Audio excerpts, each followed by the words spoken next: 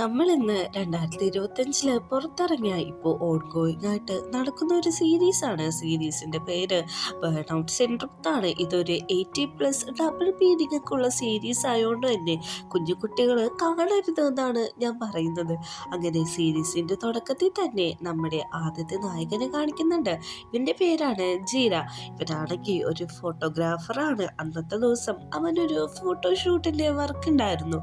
അവനങ്ങനെ ഫോട്ടോസ് എല്ലാം എടുത്തുകൊണ്ടിരിക്കുമ്പോൾ അവൻ്റെ ഫ്രണ്ട് വന്നിട്ട് പറയാണ്, ഈ മോഡലിന് എന്തെങ്കിലും ഒരു കുഴപ്പമുണ്ടോയെന്ന് ഒന്ന് നോക്കി പറയാൻ പറയുന്നുണ്ട്. വേറെ കുഴപ്പമൊന്നുമില്ല, ലിപ്സ്റ്റിക്കിൻ്റെ കളറ് ഇത്തിരിയും കൂടി ഒന്ന് ഡാർക്ക് ആക്കണമെന്ന് അവൻ പറഞ്ഞു കൊടുക്കുന്നുണ്ട്.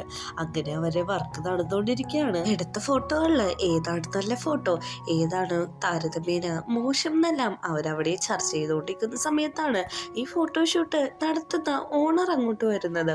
ഓണർ വന്നിട്ട് ചോദിക്കുന്നുണ്ട്, എനിക്ക് നിങ്ങളെടുത്ത ഫോട്ടോസുകളൊക്കെ ഒന്ന് കാണിച്ചു തരാൻ പറ്റുമെന്ന്. അതിനെന്താ, കാണിച്ചു തരാമെന്ന് പറഞ്ഞിട്ട് ആ ഫോട്ടോകളെല്ലാം കാണിച്ചു കൊടുക്കാണ്. അയാൾ പറയുന്നുണ്ട്, എനിക്ക് നിന്നോട് ഒന്ന് പേഴ്സണലായിട്ട് സംസാരിക്കണം, ഒന്ന് പുറത്തേക്ക് വരാമോ എന്ന് ചോദിക്കുന്നുണ്ട്. അവളാണെങ്കിൽ നമ്മുടെ ജീരേനോട് പറയുന്നുണ്ട്, നീ വർക്ക് കണ്ടിന്യൂ ചെയ്തോളൂ, ഞാൻ സംസാരിച്ചിട്ട് ഇപ്പം തന്നെ വന്നേക്കാന്ന്. ബാക്കി മെമ്പേഴ്സിനോടും ഈ കാര്യം പറഞ്ഞിട്ടാണ് അവൾ പുറത്തേക്ക് പോകുന്നത്. ഇവർ പുറത്തേക്ക് പോകുന്നത് ജീര ഒന്ന് നോക്കി നിൽക്കുന്നുണ്ട് അവരെ. കുറച്ച് സമയം കഴിഞ്ഞിട്ട് അവള് തിരിച്ചു വരാണ്. എല്ലാവരോടും പറയുന്നുണ്ട്, ഇന്നത്തെ ഷൂട്ടെല്ലാം കഴിഞ്ഞു, നിങ്ങൾ എല്ലാവരും ഫ്രീ ആണ്, എല്ലാവരും വീട്ടിൽ പൊക്കോളൂ, ഇനി എപ്പോഴാണ് ഷെഡ്യൂള് ഞാൻ അറിയിക്കാന്നാണ് പറയുന്നത്. ജീര ഈ കാര്യം കേട്ടിട്ട് നല്ല രീതിക്ക് സങ്കടപ്പെടുന്നുണ്ട്.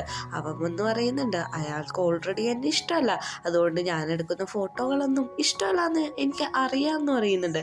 ഇതങ്ങനെയൊന്നും അല്ല, അയാൾക്ക് വേണ്ട തീം ഇതല്ലായിരുന്നു. പിന്നെ കാശ് തരുന്നത് അയാളായതുകൊണ്ട് തന്നെ നമുക്കിതിൽ ഒന്നും പറയാൻ പറ്റത്തില്ല. അയാളുടെ ഇഷ്ടത്തിന് ഫോട്ടോ എടുത്ത് കൊടുക്കുക മാത്രമേ നമുക്ക് പറ്റുള്ളൂ എന്ന് പറയുന്നുണ്ട്. അവനോട് പറയുന്നുണ്ട്, നാളെ ഒരു ഓഡിഷൻ ഉണ്ട്, നീ അതേ പങ്കെടുക്കണമെന്ന്. ആ സമയത്ത് അവൻ്റെ കണ്ണെല്ലാം നിറഞ്ഞ് അവനെ കാണാൻ നമുക്ക് ഭയങ്കരമായിട്ട് സാഡ് തോന്നും. അങ്ങനെ അവനൊരു ഊബർ ബൈക്കൊക്കെ വിളിച്ചിട്ട് അവൻ്റെ വീട്ടിലേക്ക് എത്താണ്.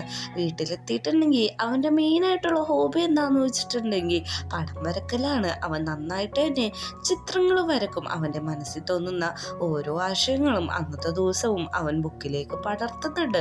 അങ്ങനെ അത് പകർത്തി വരച്ചതിന് ശേഷം അവനത് പ്രിൻ്റ് എല്ലാം എടുത്തിട്ട് ഓൺലൈനിൽ അപ്ലോഡ് ചെയ്യാണ്. അപ്ലോഡ് ചെയ്തിട്ട് അതിൻ്റെ അടിയിൽ 10,000 രൂപ എന്നും കൂടി കൂട്ടിച്ചേർക്കുന്നുണ്ട്. എൻ്റെ ചിത്രങ്ങൾ വിറ്റ് കിട്ടുന്ന പൈസ കൊണ്ടിട്ടാണ് അവൻ്റെ എക്സ്പെൻസും കാര്യങ്ങളെല്ലാം നടക്കുന്നത്. അവനൊരു ബാൽക്കണി തോട്ടമുണ്ട്, അതിൽ നിറച്ചും റോസാപ്പൂക്കളാണ്. അതിനോട് അവൻ സംസാരിക്കാറുണ്ട്. അതിനോട് പറയാണ്, ഞാൻ നിങ്ങളെ നല്ല രീതിക്ക് ടേക്ക് കെയർ ചെയ്യാം, നിങ്ങൾ എനിക്ക് കുറച്ച് റോസ് ഫ്ലവേഴ്സ് മാത്രം തന്നാൽ മതിയെന്ന്. അങ്ങനെ അവൻ്റെ കൂട്ടുകാരി പറഞ്ഞ പോലെ ആഡ് ഷൂട്ടിന് പോകാണ്. അവൾ തന്നെയാണ് അതിൻ്റെ ഡയറക്ടറും. നല്ല രീതിക്ക് എൻജോയ് ആയിട്ട് ചെയ്യാൻ അവൾ പറയുന്നുണ്ടെങ്കിലും അവൻ്റെ മനസ്സിൻ്റെ ഉള്ളിൽ ഒരു സങ്കടം കിടക്കുന്നുണ്ട്. അങ്ങനെ ആ ഷൂട്ട് പൂർത്തിയായതിന് ശേഷം അവൻ പുറത്തിരുന്ന് സ്മോക്ക് ചെയ്യാണ്. ഈ സമയത്താണ് കൂട്ടുകാരി അങ്ങോട്ട് വരുന്നത്. നിനക്ക് എന്താണ് പറ്റിയത്, കുറച്ച് ദിവസമായിട്ട് ഞാൻ ശ്രദ്ധിക്കുന്നുണ്ടോ എന്ന് പറയുമ്പോൾ അവൻ പറയാണ്, എനിക്ക് എൻ്റെ സെൽഫിനെ കാണാൻ പറ്റുന്നില്ല, ഞാനൊരു ഡിപ്രഷനിലേക്ക് പോകാണ്, എൻ്റെ ഡ്രീം ജോബ് നഷ്ടപ്പെട്ടു, എന്താണ് ചെയ്യേണ്ടതെന്നൊന്നും അറിയില്ല, എനിക്ക് കുറേ കടങ്ങൾ കാര്യങ്ങളുണ്ടെന്ന് അവൻ അവളോട് പറയാണ്. അവളാണെങ്കിൽ പറയുന്നുണ്ട്, നീ കുറച്ചൊന്ന് അടങ്ങ്, നിനക്ക് പൈസയല്ലേ വേണ്ടത്, ആ പൈസ ഞാൻ തരാമെന്ന് പറഞ്ഞിട്ട് അവളുടെ കയ്യിലുള്ള കുറച്ച് പൈസ എടുത്ത് കൊടുക്കാണ്. ഈ പൈസ കൊണ്ടൊന്നും കാര്യമില്ല, 150 ബാത്തെങ്കിലും വേണം, എന്നാലാണ് കടമൊന്ന് ഒതുങ്ങുള്ളൂ എന്ന് പറയാണ്. അവൾ പറയുന്നുണ്ട്, നിനക്ക് എത്രയാണോ പൈസ വേണ്ടത് അതെല്ലാം ഞാൻ നിനക്ക് തരാം, പക്ഷെ നീ എനിക്കൊരു പ്രോമിസ് ചെയ്യണം, വേറൊന്നുമല്ല, നീ ഡിപ്രഷനിൽ നിന്നൊക്കെ മാറിയിട്ട് നിന്റെ സെൽഫ് ഒന്ന് നന്നാക്കണം, നീ ബേൺ ഔട്ട് എന്ന് പറഞ്ഞൊരു ബാറുണ്ട്, അങ്ങോട്ട് പോകണമെന്നും കൂടി അവൾ കൂട്ടിച്ചേർക്കാണ്. അവൾ പറഞ്ഞ പോലെ ആ ബാറിൽ ചെല്ലുന്നുണ്ട്. അവിടെ ചെല്ലുമ്പോൾ അണ്ണെന്ന് പേരുള്ള ഒരു സെയിൽസ്മാനാണ് വരുന്നത്. ഇവിടെ ആദ്യമായിട്ടാണല്ലേ എന്ന് ചോദിക്കുന്നുണ്ട്.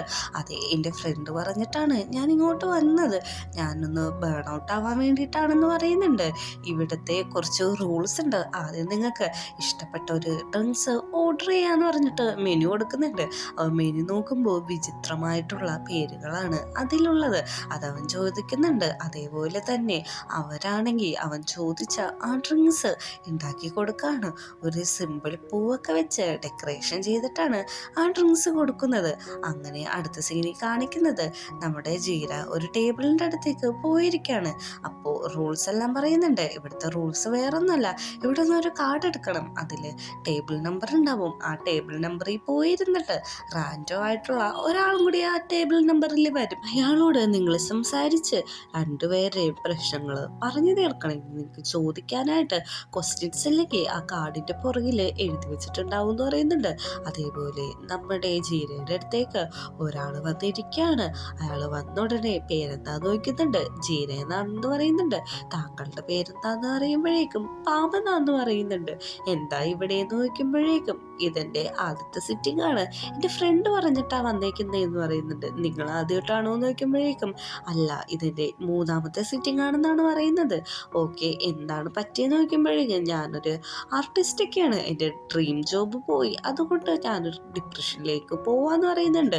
നിന്റെ കൈ നോക്കി ഞാൻ പറയാം എന്ന് പറഞ്ഞിട്ട് അവൻ്റെ കൈ മേടിച്ചെടുക്കാണ്. ഇതില് കുറെ കാര്യങ്ങൾ കാണുന്നുണ്ട്. നിന്റെ ജോലി നഷ്ടപ്പെടാനായിട്ടുള്ള ഏറ്റവും നല്ല കാര്യം എന്ന് വെച്ചിട്ടുണ്ടെങ്കിൽ നിനക്കൊരു ജോലി കിട്ടാൻ പോകുക എന്ന് പറയുന്നുണ്ട്. ബാക്കി നമ്മളെ കാണിക്കുന്നില്ല.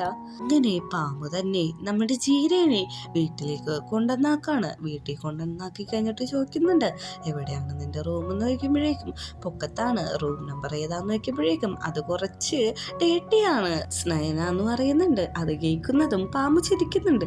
എൻ്റെ റൂം നമ്പർ ഭയങ്കര ഡിഫിക്കൽട്ടാന്നും കൂടി കൂട്ടിച്ചേർക്കുന്നുണ്ട്. പിന്നെ ഒരിക്കല് എവിടെയെങ്കിലും വെച്ച് കാണാന്ന് പറഞ്ഞിട്ട് രണ്ടുപേരും അവിടെ നിന്ന് പോവുകയാണ്. അങ്ങനെ പിറ്റേ ദിവസം രാവിലെ ജീരോ ഒരു ഇന്റർവ്യൂ അറ്റൻഡ് ചെയ്യാൻ പോയേക്കണേണ്. അവിടെ ചെന്നിട്ട് അവരോരോരോ ക്വസ്റ്റ്യൻസ് ചോദിക്കുന്നുണ്ട്. ഇവനൊരു ഡ്രോയിങ് ഇൻചാർജ് ആയിട്ടാണ് പോയേക്കുന്നത്. പക്ഷെ അവിടുന്ന് അവനെ പറഞ്ഞു വിടാണ്. ആദേശത്തില് അവൻ്റെ ഫേസൊക്കെ വാഷ് ചെയ്ത് ഒന്ന് കൂളാവാൻ നിൽക്കുന്ന സമയത്താണ് അവൻ്റെ ഫോണിലേക്ക് ഒരു കോള് വരുന്നത്. കോൾ അവൻ്റെ ഫ്രണ്ട് തന്നെയാണ്. അവൾ വിളിച്ചിട്ട് പറയുന്നുണ്ട്, ഞാൻ ഇങ്ങോട്ടൊന്നും പറയണ്ട, ഞാൻ അങ്ങോട്ട് പറയുന്നത് കേൾക്കൂ. ഇന്ന് രാത്രി നീ ഒരു പബ്ബിൽ പോകണം. ഇതൊരു ജോബാണ്, വെറുതെ സംസാരിച്ചിരുന്നാൽ മാത്രം മതി. നിനക്ക് ഒരു മാസം കൊണ്ട് ഉണ്ടാക്കുന്നത് ഒരു നൈറ്റ് കൊണ്ട് കിട്ടുമെന്ന് പറയുന്നുണ്ട്. അവനാണെങ്കിൽ അതിന് സമ്മതിക്കുന്നുണ്ട്. ഈ വരുമ്പോൾ പാർട്ടിക്ക് ഇടാനുള്ള ഡ്രസ്സ് ഓൾറെഡി അവൻ്റെ ഫ്രണ്ട് കൊറിയർ അയച്ചിട്ടുണ്ടാവും. പക്ഷെ അതെല്ലാം പൊട്ടിച്ചിട്ട് ലോ ക്വാളിറ്റി ആണെന്നാണ് അവൻ പറയുന്നത്. ഓരോന്നും സൂക്ഷ്മമായി അവൻ ചെക്ക് ചെയ്യുന്നുണ്ട്.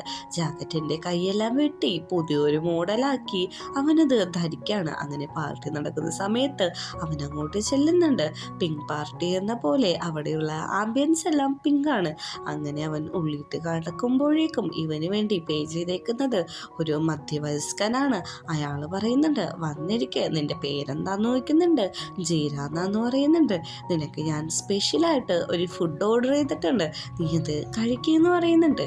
അവനാണെങ്കിൽ വേറൊന്നും നോക്കാതെ ആ ഫുഡ് കഴിക്കാനായിട്ട് എടുക്കാണ്. അത് മുറിക്കുമ്പോഴാണ് അറിയുന്നത് അത് റോ ആയിട്ടുള്ള ഫിഷാണ്. അവൻ പറയുന്നുണ്ട്, എനിക്ക് റോ ആയിട്ടുള്ള ഫിഷ് കഴിക്കാൻ പറ്റത്തില്ല, എനിക്ക് ഒമിറ്റിംഗ് ടെൻഡൻസി ഒക്കെ വരുമെന്ന്. പക്ഷെ അയാൾ പറയുന്നുണ്ട്, നീ അത് കഴിച്ചില്ലല്ലോ, കഴിച്ചു നോക്കാൻ. 2-3 പ്രാവശ്യം അയാൾ അങ്ങനെ പറയുന്നത് കൊണ്ട് തന്നെ അവൻ ആ ഫിഷ് ട്രൈ ചെയ്യാണ്. കഴിച്ചു കഴിഞ്ഞതും അവന് ഛർദ്ദിക്കാൻ വന്നിട്ട് തിരിച്ച് തുപ്പാണ്. അയാൾ പറയുന്നുണ്ട്, നിനക്ക് വേണ്ടി പേ ചെയ്തത് ഞാനാണ്, ഹാപ്പി ആയിട്ടുള്ള ഫേസെങ്കിലും നീ ഒന്ന് പുറത്ത് കാണിക്കുന്നത്. പെട്ടെന്ന് ദേഷ്യം വന്ന അവൻ രാവിലത്തെ ഇൻ്റർവ്യൂവിൻ്റെ ഫ്രസ്ട്രേഷനും എല്ലാം കൂടി കൂട്ടിയിട്ട് അയാളുടെ നേരെ ചാടിക്കളിക്കാണ്. എൻ്റെ കൺമുൻപിൽ നിന്ന് നിങ്ങളെ എങ്ങോട്ടെങ്കിലും പൊക്കോ, അല്ലെങ്കിൽ ഞാൻ നിങ്ങളെ എന്തെങ്കിലും ചെയ്യുമെന്ന് പറഞ്ഞിട്ട് അവൻ ഭയങ്കരമായിട്ട് അവിടെ കിടന്ന് ബഹളം വെക്കാണ്. ഇതെല്ലാം മാറിയിരിക്കുന്ന ഒരു വ്യക്തി കാണുന്നുണ്ടായിരുന്നു. അവനാണെങ്കിൽ നമ്മുടെ ജീരേനെ തന്നെ നോക്കി നിൽക്കുന്നുണ്ട്. കുറച്ച് സമയം കഴിഞ്ഞ് ജീര ഇരിക്കുന്ന ടേബിളിൽ ഒരു ഫ്രൈഡ് ആയിട്ടുള്ള മീറ്റിൻ്റെ പീസ് വരാണ്. ഇതാരാണ് ഓർഡർ ചെയ്തതെന്ന് നോക്കുമ്പോൾ അപ്പുറത്തിരിക്കുന്ന ടേബിളിൽ ആളാന്ന് പറയുന്നുണ്ട്. ഇതെല്ലാം അയാൾ ദൂരെ നിന്ന് നോക്കി കാണുന്നുണ്ട്. അവനാണെങ്കിൽ തിരിച്ച് വന്നിട്ട് അയാളോട് ചോദിക്കുന്നുണ്ട്, നിങ്ങൾക്ക് എന്താണ് എന്നെ കൊണ്ട് ആവശ്യം, എന്തിനാണ് നിങ്ങൾ എനിക്ക് ഈ ഫിഷ് തന്നെ നോക്കുന്നുണ്ട്. നീ അതൊന്ന് ഇരിക്കെ, നിനക്ക് സമാധാനത്തോടെ സംസാരിക്കാമല്ലോ, എന്താണ് നിന്റെ പ്രശ്നമെന്ന് ചോദിക്കുന്നുണ്ട്. എനിക്ക് ജോലി കിട്ടിയില്ല എന്നാണ് അവൻ പറയുന്നത്. നീ എന്താണ് ചെയ്യുന്നതെന്ന് ചോദിക്കുമ്പോഴേക്കും ഞാൻ എന്തും ചെയ്യും, ഫോട്ടോഗ്രാഫി ചെയ്യും, മോഡലിംഗ് ചെയ്യും, നന്നായിട്ട് വരക്കുമെന്ന് പറയുന്നുണ്ട്. നീ ഫേമസ് ആണോ എന്ന് ചോദിക്കുന്നുണ്ട്. ഞാനത്ര ഫേമസ് ഒന്നും അല്ല എന്നാണ് അവൻ പറയുന്നത്.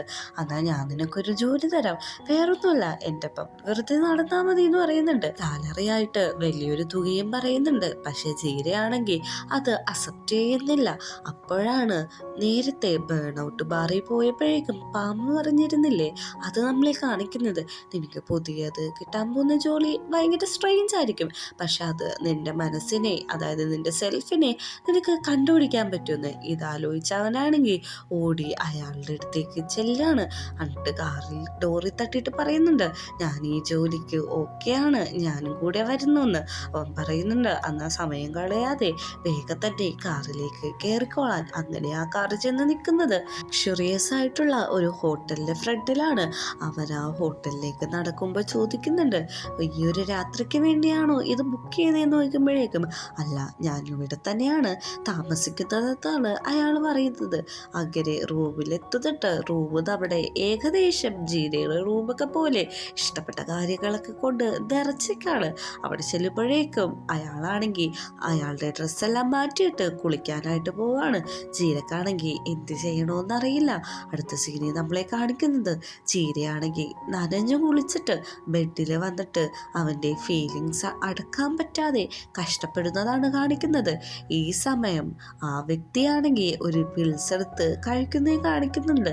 ജീരക്ക് തൻ്റെ ഫീലിങ്സ് കൺട്രോളേ ചെയ്യാൻ പറ്റുന്നില്ല.